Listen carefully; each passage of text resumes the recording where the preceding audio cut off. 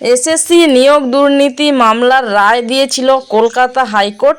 তো আমরা এটা সবাই জানি। তো এই এসএসসির পরে এবার টেট।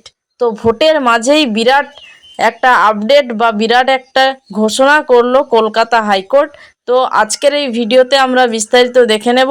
তো অবশ্যই ভিডিওটা প্রথম থেকে শেষ পর্যন্ত মনোযোগ সহকারে দেখবেন এবং ভিডিও ভালো লাগলে লাইক করবেন। চ্যানেলে নতুন থাকলে চ্যানেলটি সাবস্ক্রাইব করে আমাদের সাথে অবশ্যই যুক্ত থাকবেন।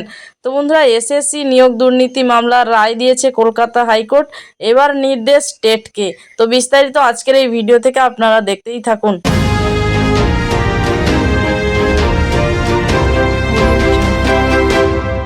এসএসসি নিয়োগ দুর্নীতি মামলায় সদ্য নজিরবিহীন এক রায় দিয়েছে কলকাতা হাইকোর্ট।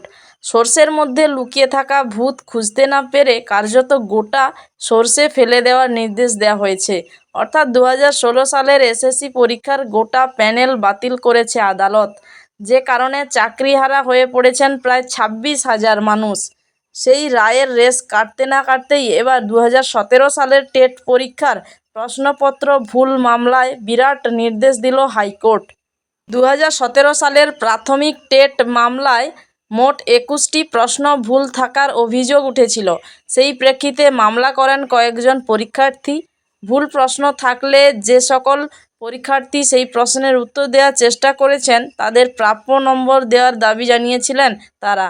বুধবার হাইকোর্টের বিচারপতি রাজশেখর মান্থার এজলাসে মামলাটির শুনানি ছিল। তো এবার এই মামলায় বিশেষজ্ঞ কমিটি গঠনের নির্দেশ দিল আদালত। এদিন বিচারপতি বিশ্বভারতীর উপাচার্যকে একটি কমিটি গঠনের নির্দেশ দেন।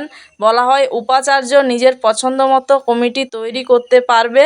সেই কমিটি 2017 সালের টেট পরীক্ষার বিতর্কিত প্রশ্নগুলো খতিয়ে দেখবে। প্রথমে এই বিশেষজ্ঞ কমিটি সকল প্রশ্ন খতিয়ে দেখবে, এরপর সঠিক উত্তর চিহ্নিত করবে। পরীক্ষার্থীদের উত্তরও খতিয়ে দেখতে হবে তাদের। এরপর সব কিছুর ভিত্তিতে পরীক্ষার্থীদের কোন কোন উত্তর বেছে নেওয়া হবে তা নির্ধারণ করবে এই কমিটি।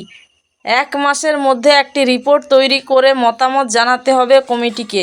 আগামী 11ই জুন মামলার পরবর্তী শুনানি রয়েছে। সেই দিন কিন্তু আদালত কমিটির দেওয়া রিপোর্ট দেখার পর এই মামলাটির পরবর্তী সিদ্ধান্ত নেবেন।